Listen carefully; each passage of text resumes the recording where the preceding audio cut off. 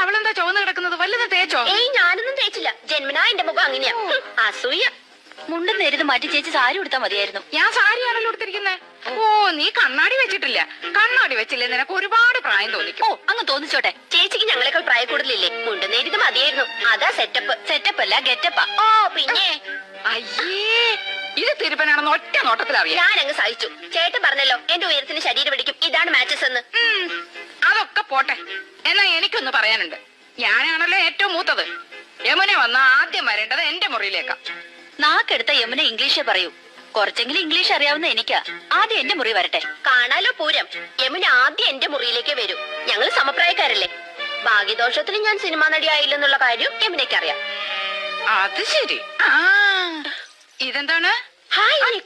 എവിടുന്നാ ചേച്ചി? എന്റെ കൂട്ടുകാരി ഭവാനിയുടെ അടുത്തുനിന്ന് കടം വാങ്ങിച്ചതാ. ഇതൊന്ന് കെട്ടിത്തന്നേ. എന്റെ പൊന്നും കൊടുത്ത ചേച്ചിയല്ലേ, ഇത് എനിക്ക് തരുമോ? എനിക്കിതാ ചേച്ചി. ആ, അപ്പൊ രണ്ടുപേർക്കും വേണോ ഇല്ലേ? എന്നാ ഞാൻ പറയുന്നത് അനുസരിക്കണം. യമുന ആദ്യം എന്റെ മുറിയിലേക്ക് വരുന്നു. പിന്നെ നിന്റെ മുറിയിലേക്ക് വരുന്നതിന് മുമ്പായി ഞാനിത് നിനക്ക് കൈമാറുന്നു. ഒടുവിൽ നീ അത് ഇന്ദുവിന്. എന്തു പറയുന്നു? ആ, സമ്മതിച്ചു. ആ, എന്നാ ഇതൊന്ന് കെട്ടിത്താ.